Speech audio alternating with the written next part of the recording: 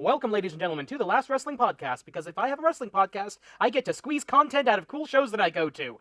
Ladies and gentlemen, as the rest of the internet, as the rest of YouTube, as the rest of the podcasting world looks back upon the past, upon 2019, we look forward into the rest of 2020. That's right, this is our preview of Wrestle Kingdom Nights 1 and 2 from the Tokyo Dome, where else?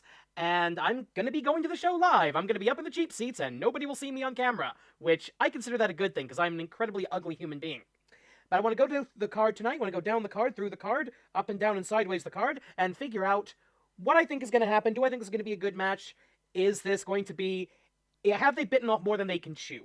And we're going to go chronologically as posted as of, let's see, and this is all Japan time, of course, about 7:30 p.m. on January the 2nd, Tokyo time, or Japan time, because it's basically a vertical country and we're all in the same time zone.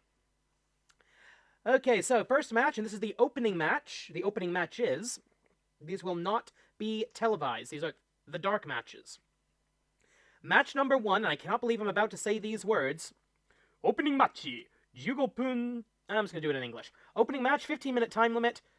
Stardom exhibition match. It's going to be Arisha Hoshiki and Mayo Iwatani versus Giuila, I think, and Hana Kimura. And it's going to be a simple tag team match, but there's going to be a women's match on a New Japan card. I don't believe I'm saying that.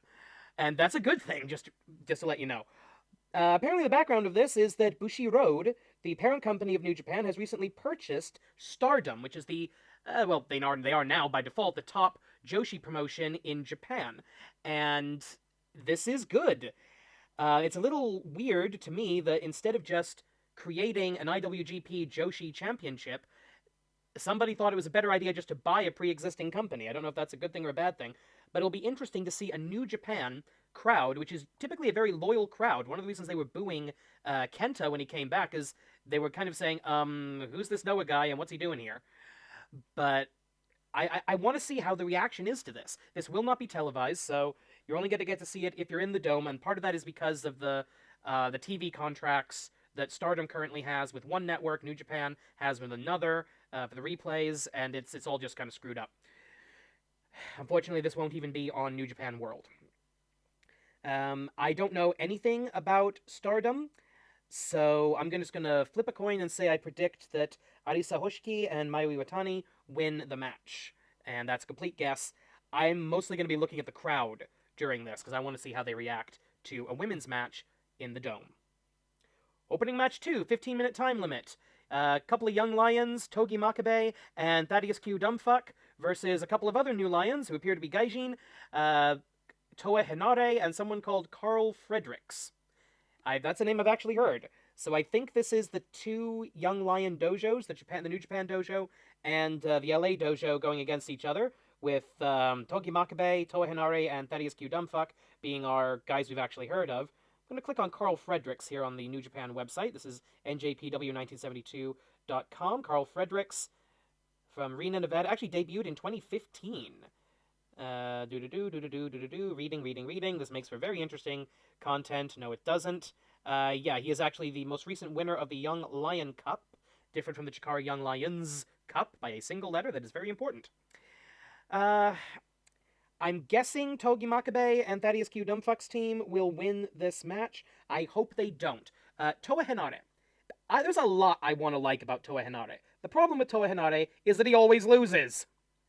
So if they want to get behind this Carl Fredericks guy, and giving him the Young Lion Cup means they probably do, something tells me Fredericks and Honare and these other two young lions, Clark Connors and Alex Coughlin, because John Smith and Smith Johnson were already taken as names, I want them to win, but let's face it, it's New Japan and it's the Tokyo Dome. I doubt the Gaijin are going to win this early into the card. Opening match 3. This will also be a 15-minute time limit. Satoshi Kojima and Hiroyoshi Tenzan, Tenkoji, versus Manabu Nakanishi and Yuji Nagata in the retirement home match, or the old folks home match, or the day service match. As much as I respect these guys, we already have the history match that's actually going to be on television. So, or on the pay-per-view. So, meh. I'm going to vote for probably Tenkoji, because they're an actual tag team that's been around for a while. Nakanishi and Yuji Nagata, they don't need this. And I think, considering the state of the NJPW tag team division, heavyweight tag team division, we need established teams to get wins as much as possible. So my vote is for Kojima and Tenzan. And now getting to the actual card. First match, 60-minute time limit. It won't go 60 minutes. 60-minute time limit. Jushin Thunder Raiga retirement match 1. Because, of course, it is. And this is going to be a 10-man tag team match with managers and a special guest referee. On the ostensibly babyface side, it's Tiger Mask, the Great Sasuke, Tatsumi Fujinami, and Jushin Thunder Raiga versus the bum guy, Tatsuhiro Takaiwa, Shinjiro Otani, and Naoki Sano. Team Liger will be accompanied to the ring by El Samurai, and Team Bum Guy will be accompanied to the ring by Kuniaki Kobayashi, and with special guest referee Norio Honaga. And I'll be honest, I have no idea who half of these people are.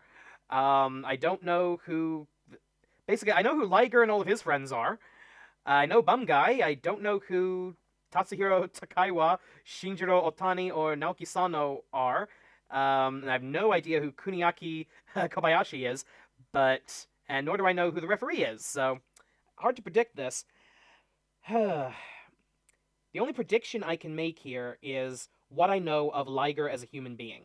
He is an old school veteran, and apparently he has been vocal in not doing too much for his retirement, not giving him too many wins. He wants to put over other people on his way out. There is a very old school idea of wrestling, that you go out looking up at the lights, that you lose on your way out, so that whatever credibility you have gained over your time in a promotion, in this case, 30 freaking years, that gets passed on to somebody else. However, the fans want the retiring legend, especially if they're a babyface, to get that last big win on their way out. I've said before, I wanted Liger to have one more title run, either with the junior heavyweight or the junior heavyweight tag team titles. That obviously didn't happen. Can't happen now. But I think this is the match Liger wins. I think Liger pins one of the legends that most people have not heard of. Maybe he pins Taguchi if some of the other old guys don't want to take too many bumps or don't want to lose. But I'm guessing Liger is actually going to win the match, assuming he doesn't get screwed over by the referee. Japan does not do special guest referees, so I think the only reason this guy's here is for a reason. I think this is the match where Liger gets that last feel-good moment. And that's why I think it's the first match on the card. Second match, 30-minute time limit, special 8-man tag match. What makes it special? It's on the Tokyo Dome card. Marketing. And this is going to be a faction match. We've got Bushi, Shingo Takagi, Evil, and Sanada representing Los Ingobernables de Japón versus El Desperado, Taichi, Minoru Suzuki, and Zack Sabre Jr., ZSJ, representing Team Psychopath. And I am going to put my money, because of where I think this is going, this overall card is going, I'm going to put... There's two possibilities here. If Suzuki-gun wins, Team Psychopath, if they win, then I think that means Minoru Suzuki is sticking around in New Japan. If Suzuki is leaving, I think they lose, and this is the breakup angle. Somebody is going to turn on Minoru Suzuki and take over Suzuki-gun, and it could become Taichi-gun, it could become Saber-gun, which could be nice. I don't think Desperado's going to be the big traitor, but I think what happens is somebody pins Minoru Suzuki, maybe Sanada, or Takagi. I think they want to push Takagi. Takagi pins Suzuki, and that causes the rest of the team to get fed up with his bullshit and throw him out. So this might be the last time that we're going to be yelling "Kaze ni nare" in the Dome, and there's a good chance we're not going to get to do that because I expect this will be typical Team Psychopath nonsense. But, okay, yeah, I've talked myself into it. Prediction, LIJ picks up the win. Third match, 30-minute time limit. Special 8-man tag. It's the other two big factions. It's Chaos, represented by Yoshihashi, Toru Yano, Tomohiro Ishii, and Hiroki Goto. In other words, two big hosses, a comedy guy, and whatever the hell Yoshihashi is.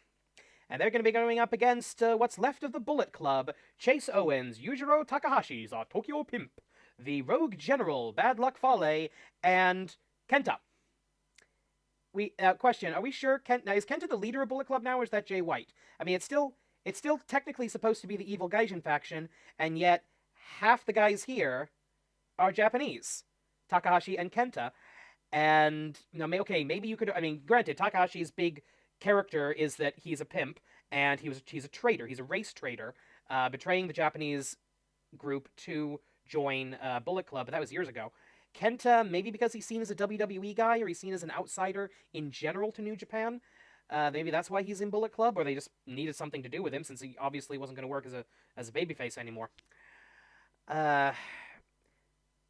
I gotta go for Bullet Club on this one, because frankly, Bullet Club needs the win, and these four guys, none of them particularly matter, and they can all afford to absorb a loss. Maybe Toru Yano gets pinned, or Goto, because that seems to be his job as well.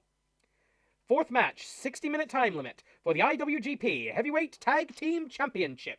The 83rd champions, Tongaloa Tama Tonga, make their 8th title defense, the Gorillas of Destiny, versus the challengers and winners of the 2019 World's Tag League Tournament, David Finlay, Juice Robinson, Finjuice.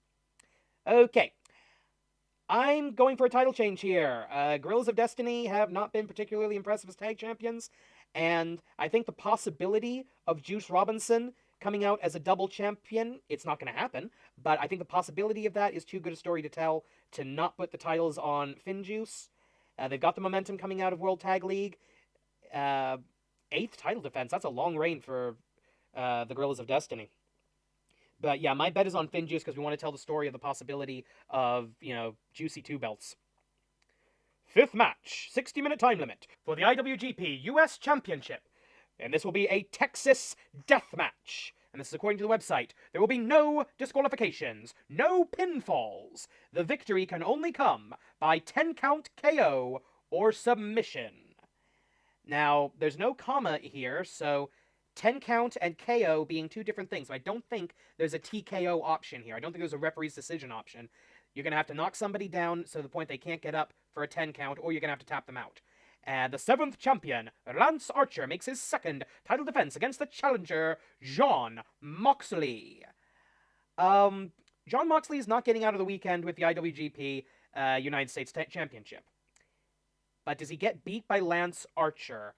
I don't think so. Now I should point out, getting a bit ahead of myself, the winner of this match faces Juice Robinson the second night of the Dome for the U.S. title. So there's 2 title matches here, and so we have to think about both of those making a prediction.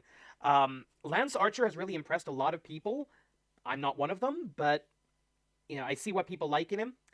I just think he's green as goose shit. And for a guy who's been around wrestling as long as he has, he shouldn't be as green as he is. He's gotten a whole lot better. The fact that he's the Texas guy with the Von Erich claw, that's cool. So it's still a good hold if you're big enough to be able to pull it off. And I just don't know. How bad does New Japan want to push Lance Archer as essentially an independent? Is he part of a faction at this point?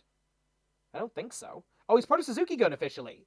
Oh, that changes everything. Because if they do the big Suzuki Gun breakup earlier in the night, how does that affect Archer? You know what? I think they're putting the title on Archer. Or they're keeping the title on Archer. Are they going to keep... Because what's a bigger match the second night? Okay, no, sorry, I just talked myself out of this. Live recording, ladies and gentlemen. You do not book Jon Moxley for 1 night out of 2. I don't think that's going to happen. So yeah, okay, title change to Moxley on the 4th. And this is going to be a disaster match. This is going to be Moxley without, not Moxley without the chains. This is going to be Moxley without the editing. And he's going to be big and dumb and stupid, and hopefully nobody gets hurt.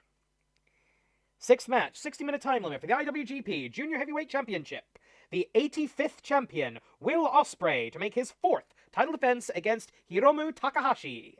On the Road to Tokyo Dome shows, Takahashi lost his return match to Will Ospreay's tag team partner, Robbie Eagles, putting doubt in, is Hiromu ready? Is he back? Is he ready to be champion mentally, physically, spiritually, emotionally, whatever other word that ends in LY you can think of? And I think, yes, he is, because of something that's going to happen the next night. I predict a title change here. I think Takahashi takes it, as Will Ospreay is ready to go up to the heavyweight division. I don't think Ospreay is going to be a junior, especially now that he's apparently moved to Japan full time. He's immigrated. What bloody strings did New Japan pull to make that happen? I think New Japan wants to get more out of him, and I think moving him up to the heavyweight division, maybe officially at New Year's Dash, is the way to do that. And now, we've got to talk about the main event, and I cannot talk about the 7th match without talking about the 8th match. It's going to be Double Gold Dash, and I love that name. Jay White versus Tetsuya Naito, White defending the Intercontinental Championship. And in the main event, Okada Kazuchika making his 5th title defense of the IWGP Heavyweight Championship in this reign against G1 Climax winner Kota Ibushi. The winner of these two matches, they will meet in the main event on the 5th, also in the Tokyo Dome, to determine a double champion. Both belts, both titles, both championships, both straps on the line. One man walks out of the Tokyo Dome as IWGP Heavyweight and Intercontinental Champion. This is not a title unification situation. They will both be separate belts. From everything I've read, they will both be separate belts starting on the 6th at New Year's Dash.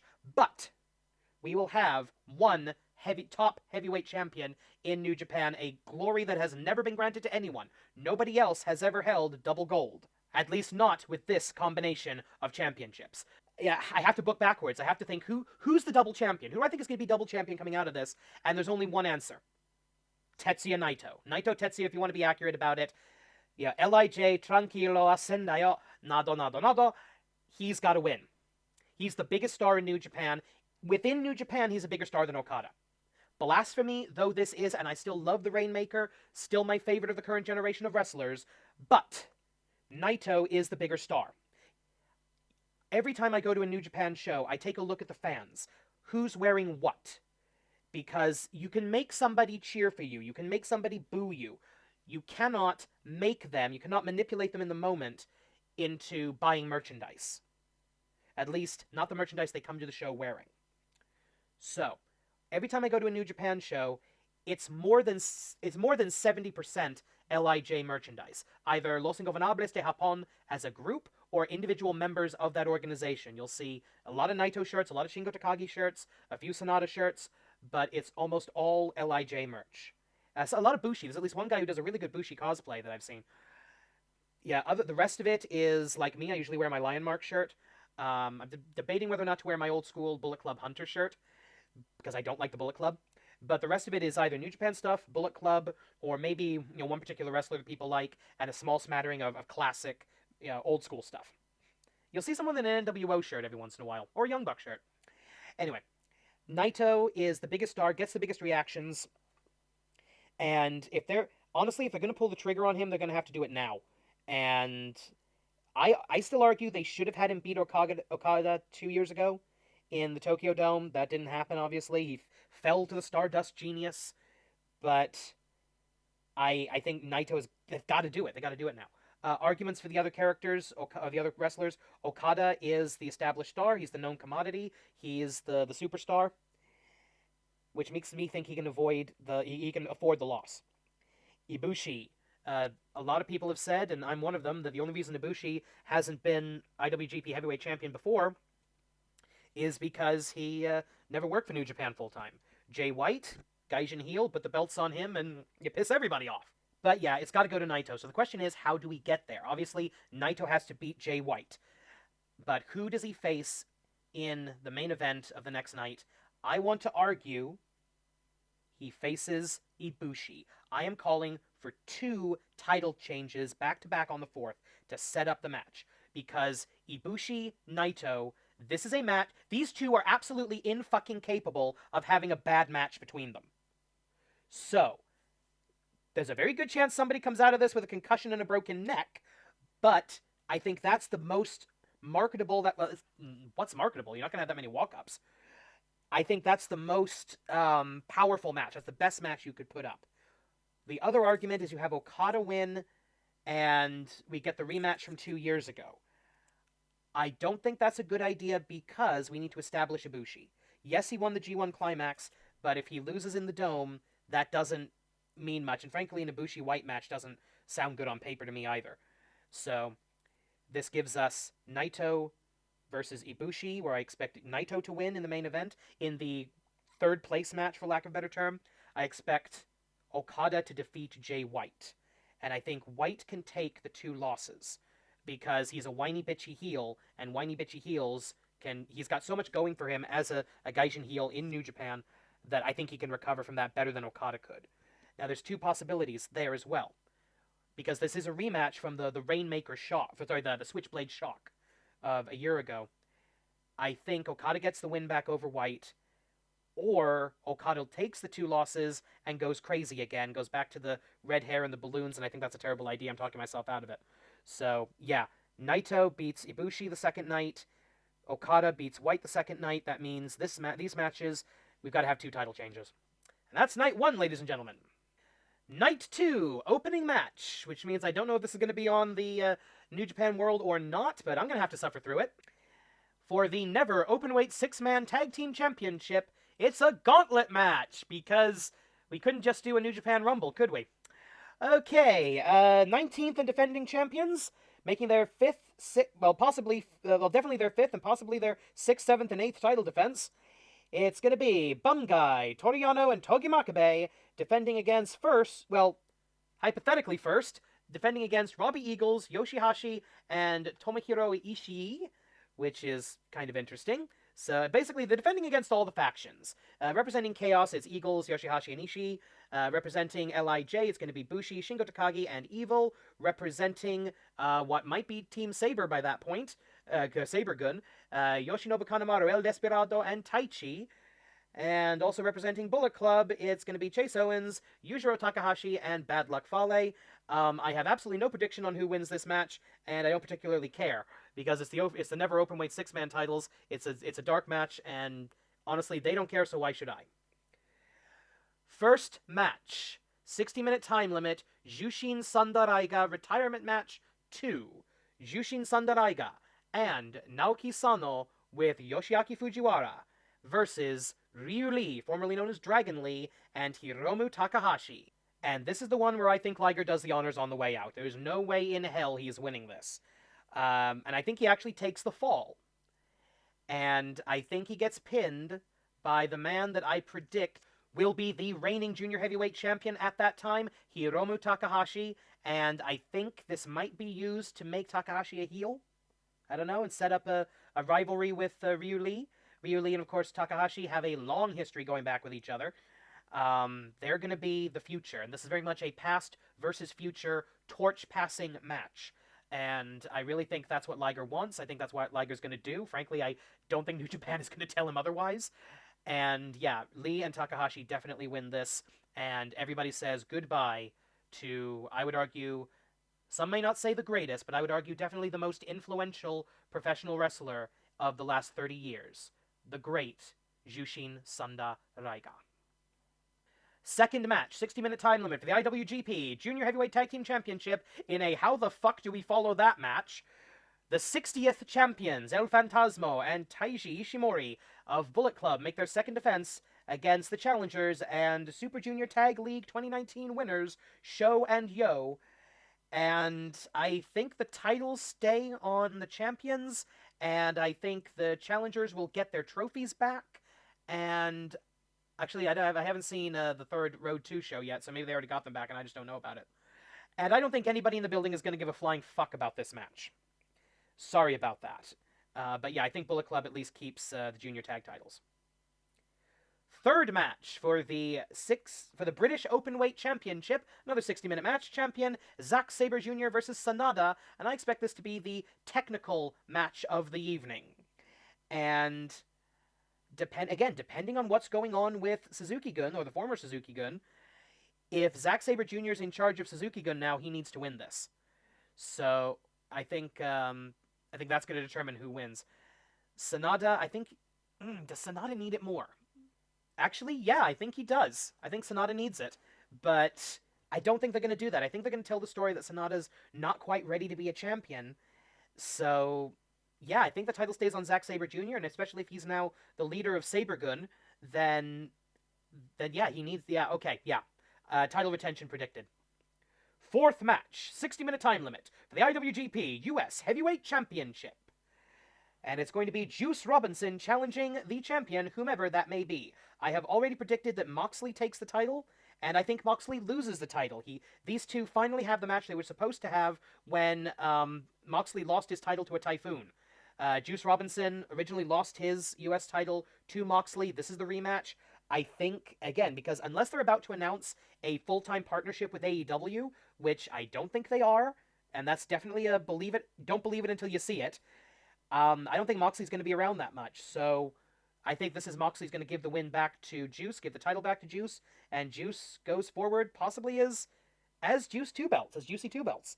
But I already said he wouldn't, so I'm talking myself in a circle now. I just realized. Fuck. Can you tell I'm not working from a script here? Okay, let's rethink this. Yeah, okay. If Moxley's the champion, Juice wins this match. If Lance Archer is the champion, I think Lance Archer wins this match. Fifth match, 60-minute time limit for the Never Openweight Championship. The 27th champion, Kenta of Bullet Club, versus challenger Hiroki Goto in a beat-the-piss-out-of-each-other match. We've had our technical classic, we've had our grappling match with Zack Sabre Jr. and Sonata. This is going to be, essentially the punch-each-other-until-somebody-falls-down match. And I think Kenta retains. I don't think Hiroki Goto is championship material, quite frankly, at least not the way he's been portrayed. He's always been the samurai spirit challenger who never actually wins. So, yeah, Kenta to retain. And I've already discussed the sixth match, which is the special single match between the two people who are not winning the double gold dash. I already talked about that. Okada over White is my prediction. Seventh match, 60-minute time limit, special singles match. Hiroshi Tanahashi versus Le Champion, Chris Jericho. And I did not expect this match to happen. I want Tanahashi to win this because, one, I want to see the internet explode over rumors of Tanahashi going to AEW, New Japan working together. Can Tanahashi beat Jericho again in AEW to become the champion? Blah, blah, blah, blah, blah. I want to see the wrestling internet world explode over that. That's going to be so much fun to watch. And frankly, I am sick and fucking tired of Chris Jericho in New Japan. He sucks. Seriously, everything Jericho does, it's the same damn story. He makes a video cutting a promo on Tanahashi or on Okada or on Naito, on whoever the hell he's working with. He cuts the promo on them, and that's only shown in video packages where the guy in the ring makes fun of him on the microphone, and then, maybe there's a sneak attack in a costume, maybe not, and then they have a match, and it's okay. It's rinse and repeat, and I never thought I would say this about Chris Jericho. He needs to mix it up a bit. This is really shitty shtick. And as mind-boggling as it is that Hiroshi Tanahashi is not on January 4th, which that date means something in New Japan, I don't think he's losing in the Dome. Not going to happen, not to a fellow veteran.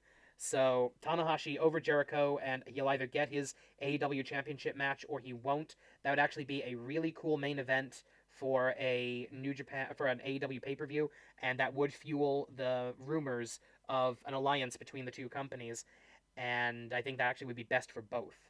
So yeah, Tanahashi over Jericho. And then we're up to the main event. 8th match, 60-minute time limit. IWGP Heavyweight and IWGP Intercontinental Double Championship match. Champion versus champion. It's just X versus X at the moment. And I've already talked about it. Naito over Ibushi, but I could also see Ibushi over... So I could see Naito over Okada. Get him the revenge match. If they go that way, then White has to win the bronze medal match. And Ibushi needs to take his double loss as a motivator to change his character, maybe turn heel, maybe come up with a new look, a new style, something like that. But as it is, I'm sticking with my prediction, Naito over Ibushi to become the double champion, and we all get to relax about it. So that's my rather long predictions of what I think is going to happen on January the 4th and 5th in the Tokyo Dome. I'm not going to be staying overnight in town. I'm going to come back home and go back the next night. So maybe I'll do a really quick, even rougher than this video, talking about the actual experience. Maybe I'll do a live video. Who knows? Well, I can't do a live... Actually, can I do a live? No, I can't do a live video from the phone. I can't live stream from the phone. And I don't actually have a decent webcam, and you don't want to see me anyway. But I could definitely do a quick instant reaction video after each night, and I'm looking forward to doing that. But for right now, I'll see you at the Dome. Catchphrase sign off.